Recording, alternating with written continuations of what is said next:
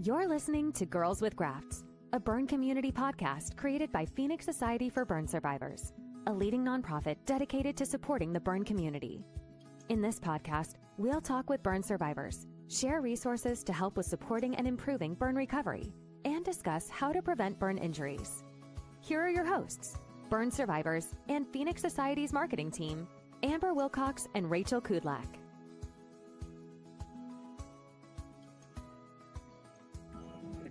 Hello, everyone, and welcome back to Girls with Grafts. I am Rachel Kudlak.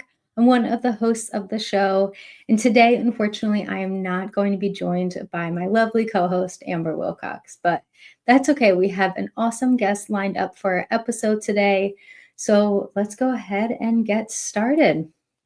So today's podcast is powered by one of our fire prevention partners, Telgian. Telgian is committed to providing effective and innovative fire protection, life safety, and security programs. And you can learn more about them by visiting telgian.com. So today we have on, like I said, an amazing guest. We have on Jim Wall.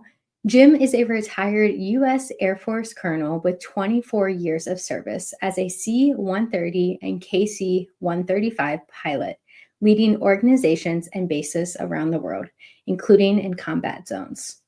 He now works as a client partner at Shalom, guiding enterprise-level transformations across industries. Jim is a certified executive leadership coach with the John Maxwell team, committed to personal growth and development.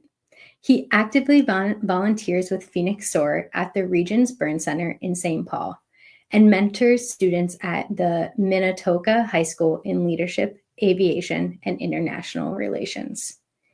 He also leads a men's faith formation group and is currently training for an Ironman, Wisconsin in September 2025. A burn survivor since August 13th, 2022, Jim channels his experience into service, resilience, and purposeful living. So thank you so much, Jim, for joining us today. Hey, Rachel, thanks for having me. Well, I know I just read your bio and I shared a little bit about your burn injury at the end, but I would love if you could just share with our listeners a little bit more about yourself and especially your journey as a burn survivor. Yeah, it's been quite the journey. 24 years in the Air Force. We've bounced around all over the place. My family and I. I've got a wife and two boys who are continue to be my pride and joy and light. And as I think through like all of those experiences, it was so great. We moved 19 times in those 24 years, and we're finally settled down here in Minnesota. And after my transition out of the military, I had the opportunity to work at Slalom as a consultant. And so, one of the things that I think about in that time period and kind of leading into the burn is, where was I personally with my own journey, in transitioning out of the military? And really, we see a lot of this in a lot of our veterans. There's a lot of angst and a lot of challenges that veterans face, when they transition from a very high demand, intense, career field potentially into something that's different outside of the military, that may or may not have that same sense of mission and purpose. Those are things that people struggle with, both mentally and just, as we go through that. And so as I think about, kind of my experience with my burn, it was a year after my transition out. And, a lot of those things were going through my head, like, what do I want to do with the rest of my career, and how am I fitting in, and what are those things? And so,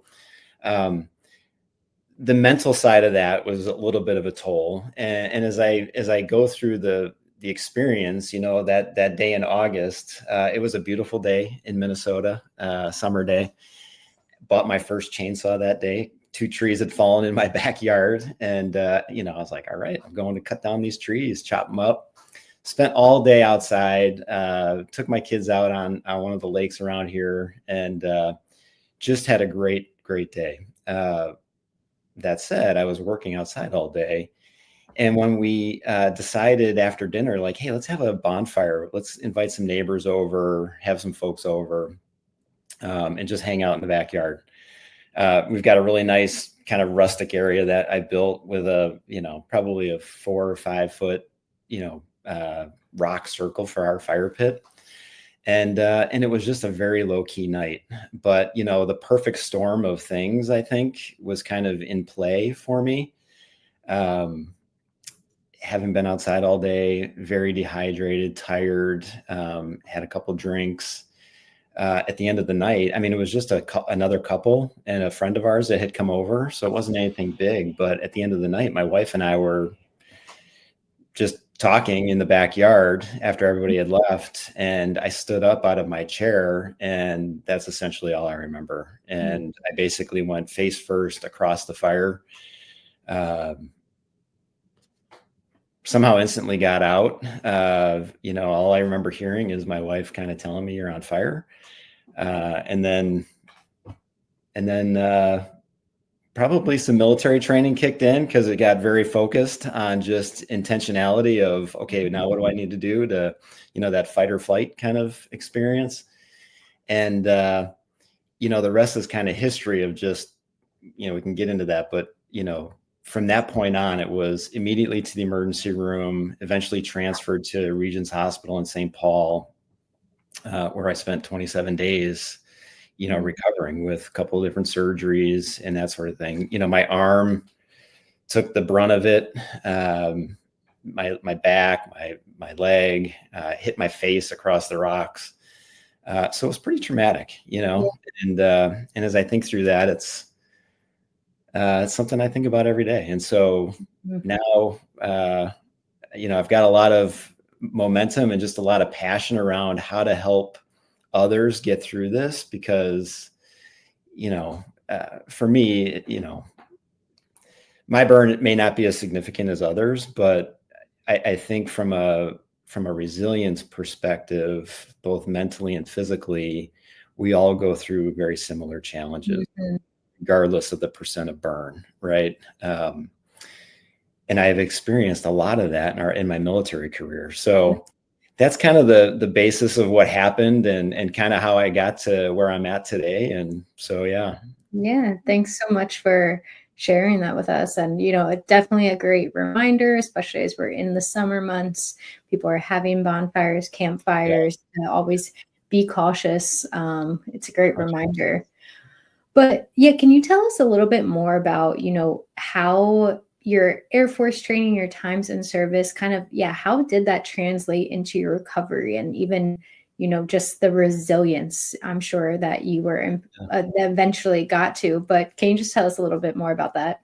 Yeah, it's funny. I didn't really kind of put all that together in terms of, wow, I've had a lot of training in the military as a pilot, and really one of my coworkers, a fellow veteran at slalom, kind of talked to me about this and said, you were probably more equipped than you think, and I was like, I never really thought through the background, the history of my career at that point, but I've been through a ton of training as a pilot. One of the very first things I had to do was pilot training, right? And so in that realm, you are very much put into situations that are very difficult. You're flying an airplane. That's inherently dangerous. They run you through emergency procedures, very quick reaction emergency procedures. Like, what are the 3 things you need to do right away to handle a fire on an engine, or, whatever the case might be. And so you start getting into this very much rote process and memorization of like, okay, I need to do X, Y, Z, for immediate action type things. And then start getting more into the checklist. Mm-hmm. So that type of training, over the years, flying airplanes has been probably a very much, a baseline for just how I think through things and process things, to include survival training. I mean, I had to go through, it's called SEER training, survive, escape, resist, evade, where you learn how to survive after something catastrophic happens in an airplane, right? Like you're out surviving on your own, or you're captured. I think back on our, our POWs, especially in the Vietnam area, and just, the challenges they went through, to get through those times as prisoners, Mm-hmm. that type of resilience and training to come back home with honor is, I mean, that was the foundation of kind of how I started the military, and those things just trickled throughout, my time. And then of course, moving into more leadership roles, trying to figure out, okay, like, how does this now apply not only to just me, but how do I take care of whole organizations Mm-hmm. and people to help get them through similar things, especially in combat. So a lot of experiences through moving and just training and everything else that really, I think, kind of built that tolerance of resilience Mm-hmm. to really just help me get through this trying time. And, from my backyard, I joke that, had over 8 combat deployments, 24 years, and my backyard kicked my butt, So It is kind of interesting. I'm sure you probably felt like you mentioned at the beginning of like you were finally settling down. You were kind of starting this next chapter of your life. And then suddenly you were hit with something you probably never expected to happen with your burn injury. yeah. And, faith is a huge aspect of my life, and we know God doesn't write in straight lines. So, where you think you're going may not be where he has a mind for you. So here we are.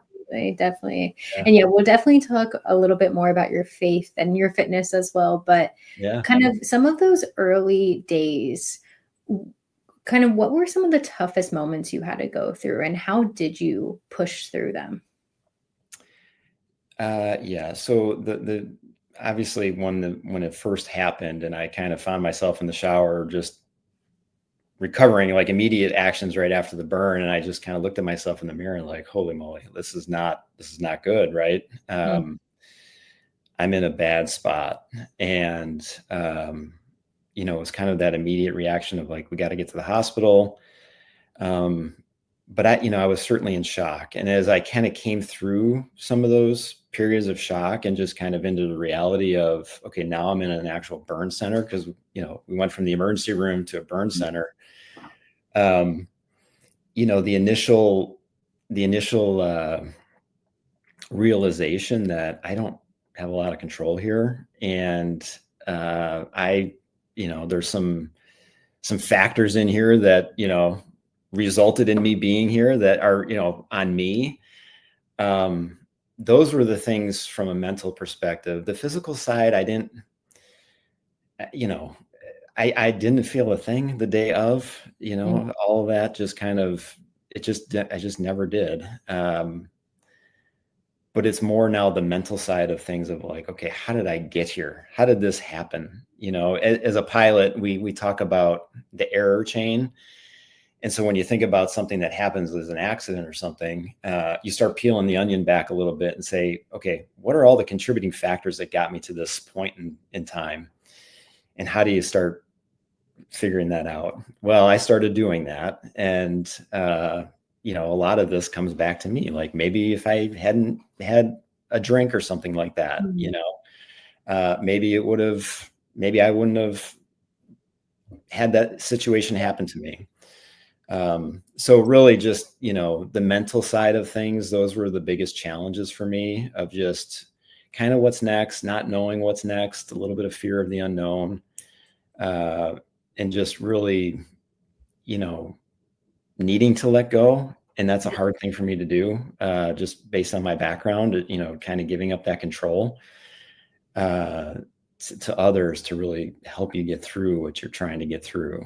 So definitely the mental side of things was most impactful to me, and just things I had to navigate very early on. And if I knew from previous experience, like if I didn't get a hold of this right away, it could definitely manifest into other things that were just not healthy for me.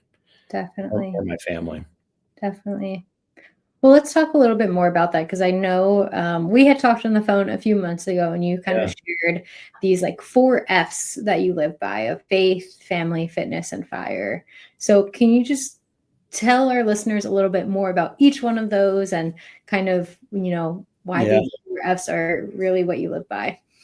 Yeah, so this really started as midway through my career, as I was starting to take more leadership roles, and really when I took my first squadron command, which is, I was in charge of a C-130 unit, 8 airplanes, about 250 people, and I'm the guy in charge, right? So how do I lead these people to go do our mission, fight in combat, come back home safely with honor, all the things that we kind of talked about before. And so as I started to think about what were my core non-negotiables in life, it was very easily faith, family, fitness. And faith is, very personal to me from a religious and spiritual perspective. But I also talk about faith in, my faith, because of the strength of my religious and spiritual faith.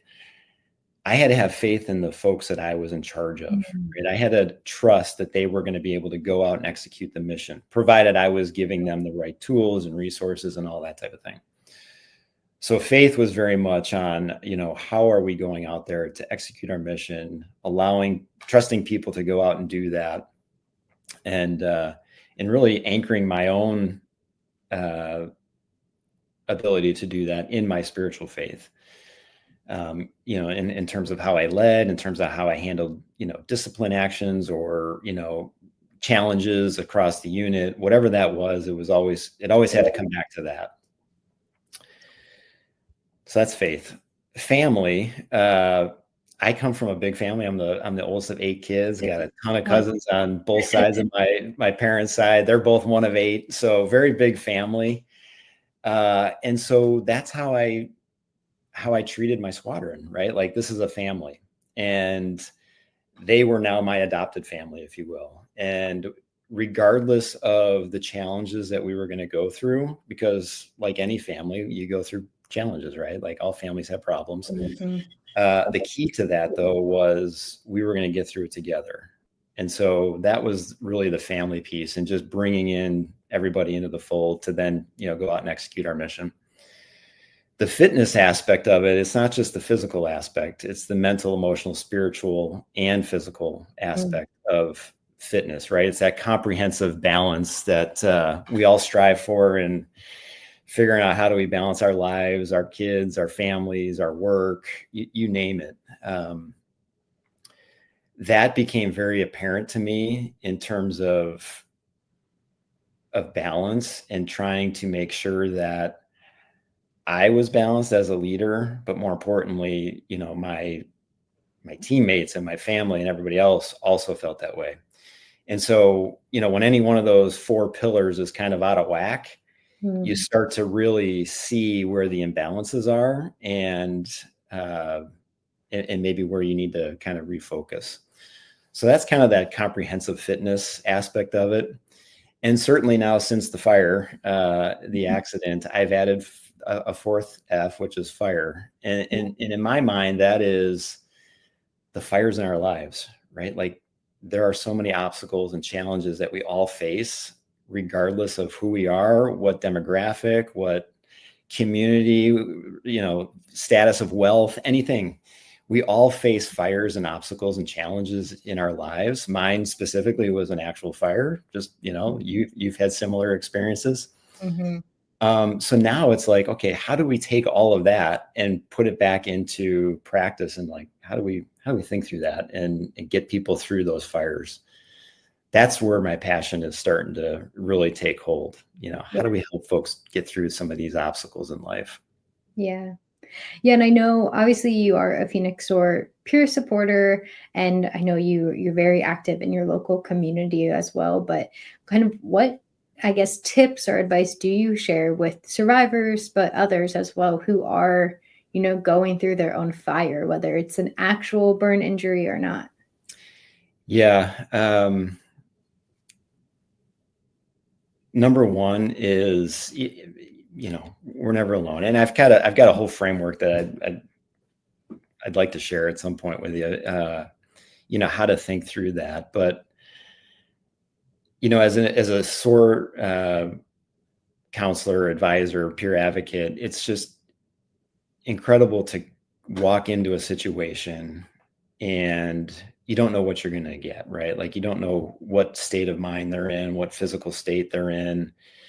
And here I am coming in just 2 years removed from my burn, but it's this reality that, hey, this stuff's going to heal. You're going to get through this. And that's the physical side of things. It's more the mental side of things that we can't see, right? And I've seen so much of this in the military, where these invisible wounds and just these things that people are struggling with internally, that if you don't start talking about it and you don't start telling people about it, or nobody knows about it, it's very difficult to diagnose. It's very difficult for folks to get help. And so, I don't know, I'm stereotyping here, but as a guy, a lot of guys don't like to share their feelings, right? And I've kind of seen that from my own perspective, which I've now changed, and especially as a leader, if we don't see our leaders embracing the idea of mental health and just, willingness to get help and just ask and be vulnerable and taking accountability, like those things, those are the things that that's the slippery slope that people get themselves in, that if they don't do something, it just winds up in a very bad place. And that's where my passion is, just to like, how do we help get the word out? How do we help bring people together in community? Again, your physical wounds are going to heal. It may be tough. It may be hard to, move, walk, whatever the case might be, but eventually you're going to get there. It's now like, how do we continue to provide fitness for the mind, right? It's not the PTSD of it all. It's the, how do we grow from it? PTSD, right? Post-traumatic stress growth. We've talked about, I think. Yes. Yeah, no. And we hear from survivors all the time that, even just the thought of going home, they're like, oh, my life is going to get back to normal. Obviously the physical healing, I think, the reason why I always thought that was a little easier was you could physically see the progress you were making over time. And yes, maybe sometimes you had setbacks, but you could physically see the changes. You could physically feel better. But the mental, you may feel better, but it's not as easily, I guess, like seen, because you can't see it. But I do want to talk a little bit too about, you brought up this post-traumatic growth. Can you just tell us a little bit more about that? I think that's, I know a little bit more about it from working in this space, but I'm sure some of our listeners may never have even heard of it before. Yeah. I think everybody, especially nowadays, has heard post-traumatic stress disorder, right? Coming out of, from a military perspective, coming out of war or a battle or some sort of traumatic event. And it doesn't have to be military. It could be a car accident. It could be some sort of traumatic thing that happened to you, that now you have these memories and things that you think about. There's not a day that goes by that I don't think about my burn, because it's so visible. I can see it, right? And I'm glad you brought up the point of just, being able to see the progress along the way. I documented everything when I was in the hospital. I took pictures, videos, even today. And it's just like, wow, it's just unbelievable, the transformation that your body has gone through to just get to the state it's in. And it's like, wow, you can almost not see some areas of it anymore. But inside, the aspects of, again, like, how did I get here? Why did this happen to me? People ask all those things. And for me now, it's like, okay, well, it's not really about why me. It's more like, why me, in the sense of, what am I going to do about it now? And that's kind of the approach I've really tried to take. You mentioned the John Maxwell team and just kind of my experience with that, where we constantly personal growth development, like that's always been a thing for me. I've had tons of education through the military. You're always kind of upskilling into the next thing. So that's kind of been a trend, and just, in my life, that I've really, really harnessed, to like just keep doing that for personal and professional development. But a lot of times, we as people, we fill a lot of buckets. maybe not necessarily our own bucket, right? Like I'm helping over here, I'm helping you, I'm helping this, I'm doing my stuff at work, but we start to maybe not take care of ourselves. And so the way we flip PTSD on its head is say, okay, well, we had this happen, right? You can't rationalize the irrational. I learned that in some of our peer support groups, right? Mm-hmm. Trauma is irrational. You can't put it back in the box, put a little bow on it. You can't say that, okay, now I understand why this happened. It's just not possible. As humans, we try to rationalize those things, but we just can't. And what we need to do is now say, okay, well, what are the things we can do about it instead? Yep, this happened to me. Now what? Okay, now I'm going to take this, and I literally have said this to, my family, like, this is now a gift, right? This is my gift from God, right? Like that's kind of, from my faith perspective of he's now asking me to do something different and maybe change a path in my life to serve in a different way. Spent 24 years serving our country, very service oriented in general. So now it's like, okay, now where should my focus be? And so for me, that growth aspect is how do I help others get through this? Mm-hmm. And, as people are going through these things, it can be very difficult to find the little, nuggets of, good in a situation like this, especially depending on their situation. And this is where I really encourage, folks to be able to be part of a group, to not be alone, right? Mm-hmm. Like if you're alone, you're just alone to those irrational thoughts that just don't go anywhere. But if you're with other people that can help guide you through these things, that's how we continue to grow, right? Like I learn every day something from somebody new, whether it's, in the, within my network or a support group that I go to. I'm good to go. I feel like I'm good to go right now, right? But if I show up to a group 2 years later, a support group, I may learn something. I always learn something from somebody in that group that's fresh out of a burn. And I marvel at some of the resilience and the attitudes that I've seen in some of those groups, because they some of them have it a lot worse than I do. And they are the most energetic, happy, spirited people. And I'm just like, wow, how do you harness that and share it? That's the growth aspect of it. And when you're in a community like that, that's where I feel like real strides can be made for the community, for victims of any type of trauma. Again, it doesn't have to be a burn, but as we think about these obstacles, you're not alone, right? Mm-hmm. Like there's other people that have probably gone through something similar to you. Yep. Figure out how to get some help. Definitely. And how quickly for you did you get connected? Was that something you kind of immediately knew you had to do or wanted to do? Or was that kind of, I know sometimes survivors, as we can preach it to them of you need to get connected, go to a support group, go to our online chat, but sometimes they don't want it right away. So I'm just curious how long that kind of took you to get there. For me, it was pretty quick. I started to build a relationship with our therapist, Mickey Rothbauer at Regents Hospital. And she was just phenomenal in terms of, because she runs it and she's just a great person. Right. And you start to realize, okay, like, there's a community of people out there like you.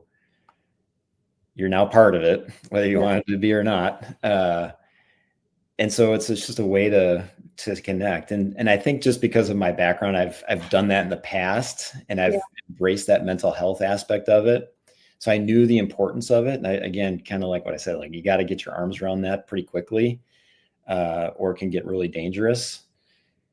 And so for me, it was pretty immediate. I'd be doing my laps around the unit, to get my exercise. And I would see the signs for, SOAR volunteers. And, you have to be a year out after burn recovery to be eligible for that. And so I was like, wow, I really want to do that, because you would see the stories and that sort of thing. I really want to be able to come back and help. And so that's been super rewarding to do that. But it was pretty quick for me to get connected. And that's what I try to encourage, other folks that I see, and just, not even in the burn community, just, folks that are struggling with other things, right? Like, let's figure out how we get some help. Yeah. Well, my co-host Amber, she's talked to before she was injured and then a few years later became a mom, and how that kind of same thing, obviously much different, but the need to get into like a mom support group and get connected with others. It doesn't just have to be a burn, but really anything we're going through, positive or maybe not as positive. It's always good to get connected. Yeah. Well, I do want to talk about kind of your fitness journey in a second, but I wasn't sure I know you mentioned having this framework that you help others with, and I didn't know if you kind of wanted to talk us through that. Yeah. So it's kind of a funny way. So as I've been thinking through this of just how to operationalize the FIRE aspect of the 4 Fs, how do you take action against that? And I think back to, growing up as a kid, I played every sport in the book. We were definitely a baseball family. My godfather, Jim O'Toole, used to pitch for the Cincinnati Reds, was in the World Series back in the 60s. And so he was a huge role model for me, to include my dad. They lived together for a period of time when my dad was in college and he was playing baseball. And I remember specifically, when I was in Little League, I went to their house in Cincinnati visiting, and inside my baseball glove, he wrote the words "think," THINK, on each of the fingers, and then "win" across the palm. Like, that was kind of his thing, right? Like, think, win. My dad would always say PMA, positive mental attitude, and you gotta wanna, right? Like, those were his 2 mantras. Always have a positive mental attitude, and you gotta want it. You gotta want to get in there. You gotta want to do it. You gotta want to win, right? And then think, win. And so those were the 3 mantras I grew up with. And now, as I think more about it, like as a kid, like that was cool, right? Okay, I'll put it in my glove, and I wrote that in all my, whatever.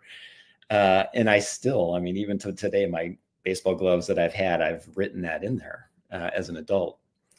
But the think, win part is where I want to build a framework around. And so if we use that as an acronym, the framework that I've kind of thought through is specific to how do we anchor this in faith, because that's super important to me. And then how do we, adjust it for athletes, for, other career fields, anything you want to talk about. But I think it all kind of resonates to just help people get through the obstacle, the FIRE in their life. Mm-hmm. And so if I go through them, T is trust the coach, right? For me, the ultimate coach is God, right? Like, he's got a plan for you. But maybe there's other coaches in your life, right? Like, for me, I just hired a coach to help me with this Ironman training. I've done it all before on my own. It's a significant difference. Trust the coach, right? Like, they understand the process. They've been there before. Trust the doctors that are in the hospital with you, the OT team, the psychiatric team, all of the people that are there to give you support. You got to let go and trust the coach, right? They are all there as champions for you to get through that end state. So that's the T. You got to surrender, right? Surrender to God, surrender to just kind of your situation, trust the people around you, your family, and get through that situation. That's T. H is harness the hurt. Okay. So in the military, we had a great phrase of, embrace the suck. You're always finding yourself in, austere locations, just not great situations. And we would have, even like people would have tabs on their little patches that had like the suck meter, and it's always pegged to red or something. Life is hard, right? And we're going to find ourselves in a lot of situations where we just need to embrace it. And you just gotta figure out, how do I anchor myself back in, for me, my core non-negotiables, my faith, my family, how am I being balanced, and get through this. So that's H. The I is, and it almost builds, right? Like, trust the coach, harness the hurt, embrace that suck, and now ignite that fire within you, right? What is that passion inside you that is going to drive you to get to that next level? We're never alone. We're so much more capable than we think. Yep. And so if you can ignite that passion and fire within yourself to move beyond that, I think that's what's really important. So THIN for the first part is never tap out. I've gone through a lot of different training with, jujitsu and Krav Maga. My son is super into wrestling and MMA and all that stuff. And, if you tap out, you're done, right? Yep. Well, in life, you don't want to tap out. You can't tap out, right? Things are going to get tough. Things are going to get hard. But when you tap out, you're moving yourself mentally and physically into a different realm. And so we can't do that, right? Like I said, God writes in crazy lines. We don't know our path. We're going to find ourselves in periods of suffering and challenge and everything else. Mm-hmm. You got to find that community and find that sense of purpose to move on and not tap out, right? We're not alone in that. And then the K for think is kneel before you rise. I've got a picture in my office of George Washington at Valley Forge kneeling in prayer, as he's about to go into battle. And as I think about that, again, from my own military experience, the faith aspect of having to send folks into combat zones. I need you to go do this mission. How do we get through that? You look at sports figures today, when they make a sign of a cross or point to God, that type of thing, or they kneel before they go into the ring. Humble yourself, before the Lord. In my case, in my faith, that's what's important, because He's then going to give you the strength to do all the things that you need to do. And so, kneel before you rise is kind of the last one of think, and then win, right? So the W stands for war and will. Okay. In a war, which is the struggle you might be going through, the only way to get through it is mentally on the moral plane, right? Like you can take land and you can hold it for a period of time, but you may lose it, right? It's in the mental and spiritual realm that this battle is going on, that I think most people find themselves struggling. And if you can understand what those are and understand those gaps and identify how to get back to it, from a spiritual and mental perspective, that's how you're going to win the battle. So when you're going through these fires, think about that moral and spiritual plane of war, because that's where the enemy, if you will, is trying to attack you. Bring you down a path that is not good. And so again, we can get through the physical stuff all day. Yep. It's finding that mental and spiritual aspect of it. And then the next I is internalizing your mission. So most people, a lot of people, find their mission or their purpose based on maybe what they do in their job, right? That sort of thing. Flip that and say, well, what's my relationship with God, your faith, in my case? How do I identify with that? What is my purpose now? Then figure out what your mission is. Okay. So I've internalized my mission based on my relationship with my God. And that has not stopped me. And so now I understand very clearly what my mission is. It becomes way more clear versus I'm in a career. This is kind of my purpose in life. And then, now I'm in a different career. And now this is my new purpose. It shouldn't change like that. Anchor yourself to, your faith and kind of what your relationship is with that. And then have that help identify what your mission and purpose is. And then the N for the last aspect is you're never alone. Like we've talked about, right? Like you just cannot be alone through this process. And so when you've got a wingman in the Air Force, we call him a wingman, right? Like you got somebody by your side to help through this challenge. That's what you need. You need somebody that can actually tell you that, hey, I don't think you're doing so good, right? Mhm. And you got to be able to also ask the question of like, are you sure you're not, you sure you're okay? You know, you got to be able to ask those tough questions. So that's my think win framework of just, you know, helping people get through that, you know, the fires in their lives. I think it's a way to operationalize it, action on it, and just, you know, maybe it's just one particular day. I've thought through a number of these things just in my own Ironman training of like, wow, I really don't want to swim today, or I really don't want to do this, you know. And then I think never tap out. Like, no, you just got to show up, right? Yep, Just show up, and the rest will take care of itself. So for that's sure. my framework. Yeah, thanks for walking us through all that. It's, you know, I think that's really powerful I love a good acronym too and like you said, like some days I don't feel like working out, but, you know, Yeah, remind yourself to never tap out, things like that. yeah, Uh, Now, you know, maybe for someone who's newer, you know, soon after their injury, listening to this episode, hearing all of that may seem like a lot. So, what are like one or two small steps maybe that you would recommend, you know, to get to this think win mentality, but, you know, can't do it all at once? So, maybe what are like the one and two tips you would have to kind of get started? yeah. Well, it's like anything, right? Anything big, you know, you eat the elephant one bite at a time, Yep. right? You can't just all of a sudden get to the end and think you're good. You got to go through the journey. You got to trust that process. And so, even if there's just one or two things within that framework of just trusting the coach, right? Like that's the very first thing you got to do. Like again, it's almost progressive when you think about it. You have to surrender that control. If you're sitting in a burn unit right now, um, you know, in the initial stages of recovery and surgeries and all the things that come along with it, you got to just let go. Yep. Trust the process. There's going to be people around you that know what they're doing. They're there to help you. And that's just what you got to do. And so, um,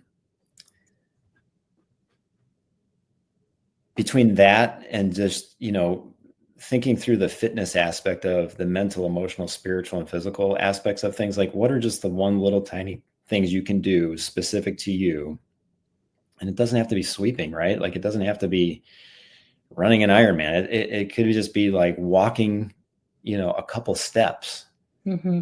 Take the first step, right? Like ask OT to push you just a little bit harder, or, you know, it's just all those little tiny things that, you know, as you get consistency in it, it starts building that muscle, it starts building that resiliency, and it just starts building, it just becomes easier, as you know, right? Like I couldn't brush my teeth, I couldn't feed myself with my arm because it's so tight, right? All like little tiny things, it takes time. And so those would be like as I think through like just the initial things, Yeah. just one bite at a time. You can't do it all, just one bite at a time. And even if you just pick one of those things in the think win framework, any one of them could stand alone as a small step. Yep.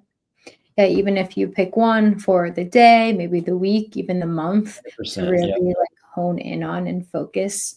Like you said, you can't do them all at one time, at least not initially. So maybe pick one, start there, and work your way through it. One of the things I've learned, you know, from a balance perspective of, we can't think of our days anymore in like a 24-hour period of time. You got to think about this balance over a set amount of time that's right for you. Maybe it's a week, maybe it's a month. But how do you leverage all those pillars to balance? You can't do it all in one day. I mean, maybe you can, maybe some folks can, and maybe some days are easier than others, but to your point, Definitely. just pick one. You Yep. know, figure out how you're going to get to a counseling session, figure out how you're going to find a group, figure out whatever. So Yep. Yeah, like maybe the win today is just finding up and signing up for a support group. And maybe that support group's not happening for another week or two, but just making that small win of signing up and getting more involved. yeah. Yeah, well, I do want to talk a little bit too, and I'm sure a lot of this framework has also helped you with your Ironman training and your fitness journey. So even before your injury, how did fitness really play a role in your life?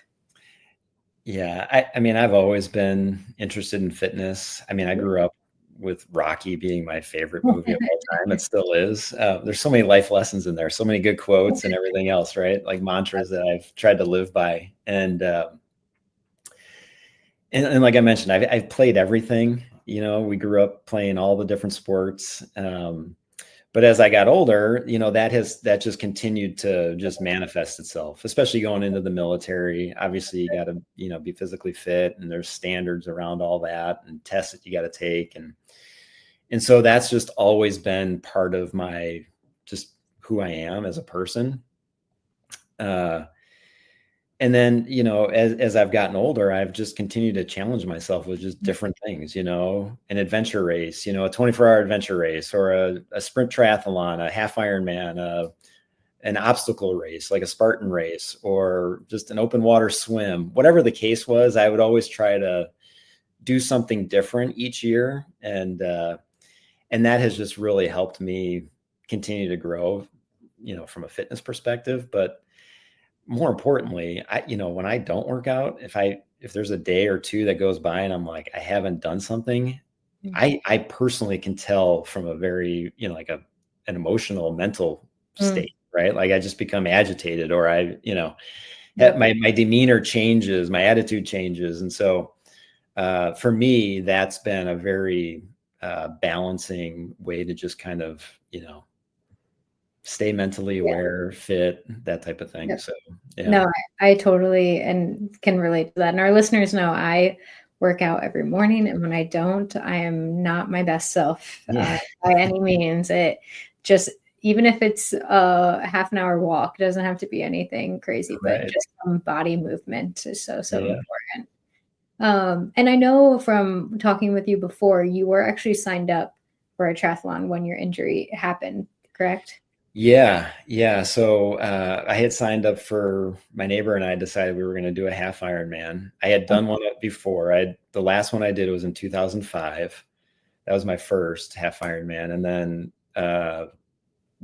prior to this burn, we were like, okay, let's do this next one. And that was the Wisconsin Ironman, or half Ironman in Madison. And so we signed up, registered, all good to go. And then of course the burn happens, and just like, holy smokes, now what? Now my training is kind of, not in a good place. I got to get through all this recovery. You spend a month in the hospital, and then many months of recovery through laser surgeries and just a lot of things that, again, obstacles, fires that get put in your way, and you got to navigate. So I did do a half Ironman after my initial burn, which was fantastic. But I've always had the goal of a full Ironman, and I set that goal in 2005 after my first half.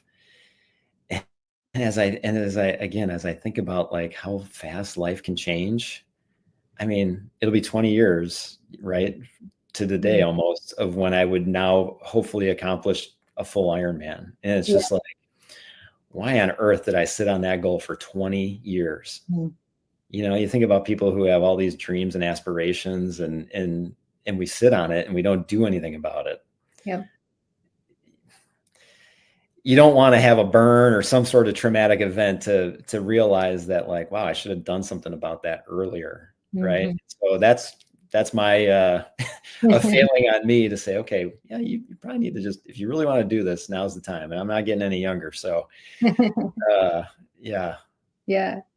And now you're signed up for another one this September, right? Yep. So September is the full Ironman. And so it'll be a great event. Like I said, I hired a coach, and the first two I had done, the halves that I have done, I trained myself, and that was fine. I used some books and some materials and stuff like that, but it was pretty generic, in terms of just whatever.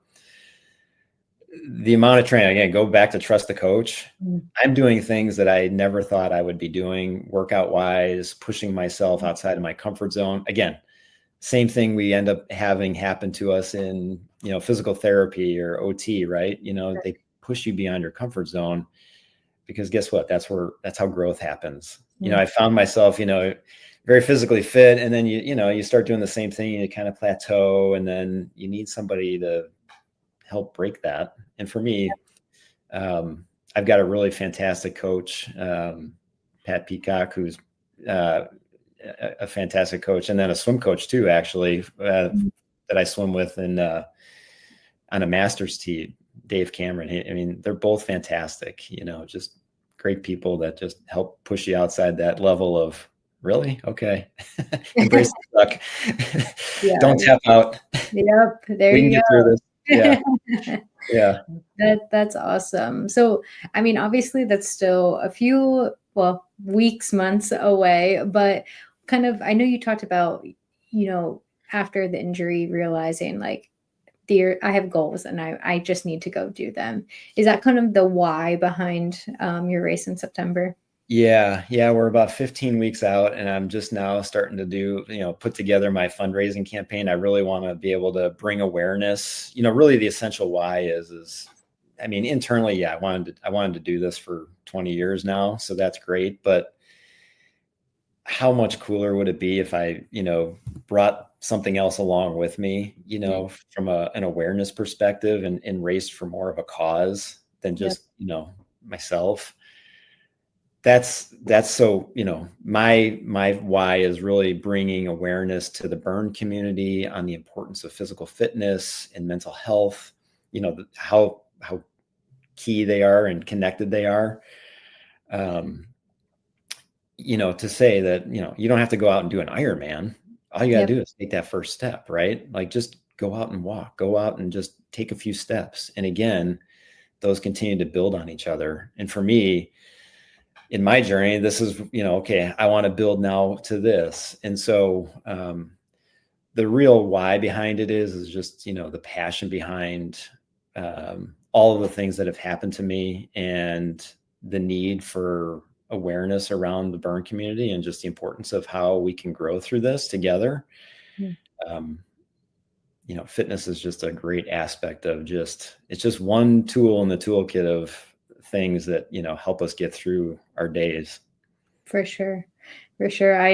I know I mentioned I work out in the morning, but obviously there's some mornings I don't want to get out of bed, but I always remind myself that I never regret the workout once it's over. Oh, I I know. will regret not going to the gym if I don't get up. 100%. It's always the feeling afterwards that I'm like, okay, remember that feeling afterwards, not the feeling of like getting out of bed at 4 or 5 in the morning and getting there. Yep. Yeah. Exactly. Yeah. And, for our listeners too, like I said, it doesn't have to be an Ironman. Maybe that is your goal, and that's an awesome goal to have, but maybe it is just walking a mile, walking 100%. to feel good when you're working out, not just feeling like it's a must do or a chore. Yeah. And watch what it does to your brain, right? Mentally, it gives you that dopamine hit of just, I feel good.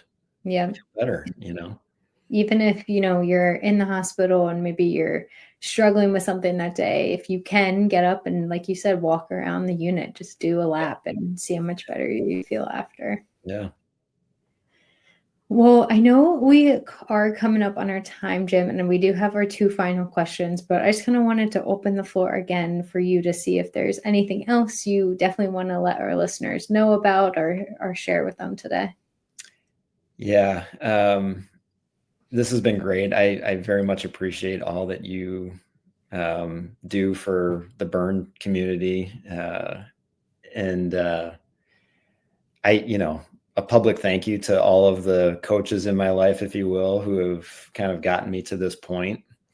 One of those leadership things that you think about as you go through these processes is, for me, it was accountability, and just taking responsibility for kind of what happened. Not all of it was my fault. Part of it was, I had a hand in it, but like getting to a point where you can accept those things, grow from it, be vulnerable, find the humility in some of those things, especially when you're allowing others to kind of control your life, through that process of recovery. That's really important. And so A huge thank you to the region's burn staff, everybody there that just, again, and my coaches that have in my family. There's people out there that I don't even know that will tell me, hey, they're asking about me today. And it's just like, wow, like prayer groups and just people that are praying for you. And that it's a huge thank you to them. And just know that, again, you're never alone, right? That last N and win, you're never alone. It's up to you to make sure that you find those people that are cheering for you, pulling for you, silently praying for you. Because that's how we get through it together. We can't go through life solo. So a huge thank you to my family and all those that have supported me through this process. Yeah. So. Yeah, no, that's amazing. That's amazing. Well, like I said, Jim, we do always ask our guests 2 quick final questions. So the first one, I know we've touched on it a little bit, but if you could give just one piece of advice to someone navigating life after a burn, what would it be? Yeah. Again, you can't eat the elephant all in one bite, right? Like you know what the end goal is. Mm-hmm. You can't just get there. You got to take the baby steps and just the small little things, one increment at a time, to just slowly get there. You have to trust the process. You have to trust the people that are around you. You have to give up control. You have to be vulnerable so that others can do what they need to do to help get you through that process. Mm-hmm. And before you know it, you're going to be walking, running, whatever the next phase of your journey is to get to that end state. And so as long as you have that end state in mind and you see it, just remember that it's a process, it's a journey, and it's the things you learn along the way that matter most, right? For sure.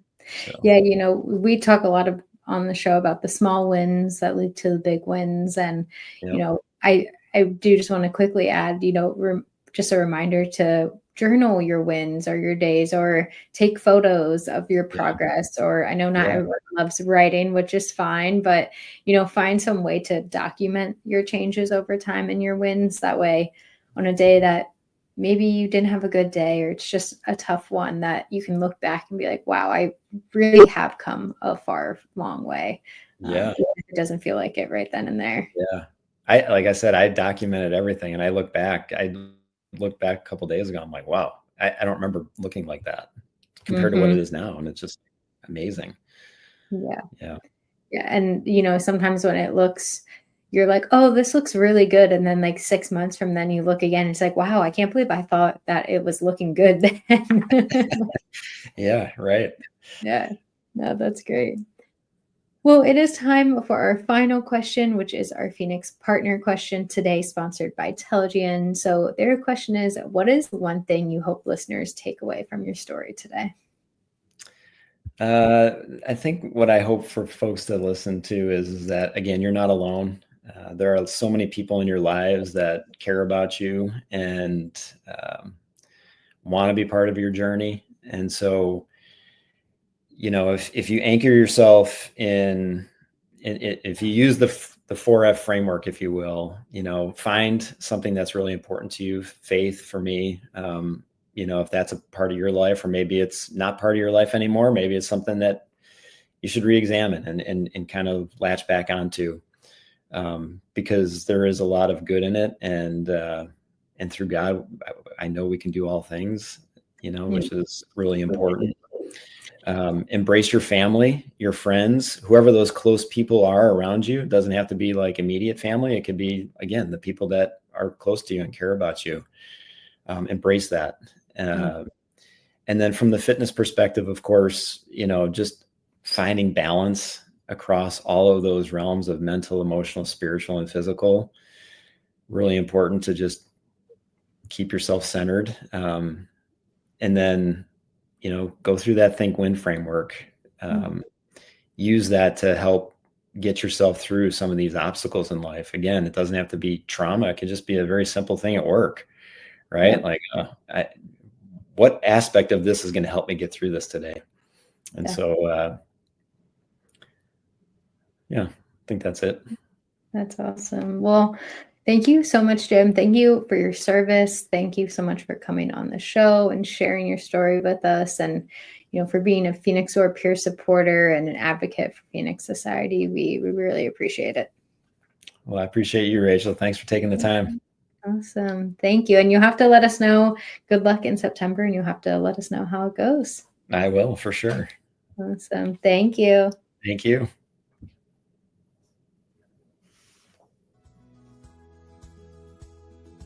Thanks so much for tuning in to this episode of Girls with Grafts. If you are enjoying this content, please feel free to rate, subscribe, and leave a review wherever you listen to your podcasts. This helps others find the show, and we greatly appreciate it. Thanks again for listening, and we'll catch you in the next episode.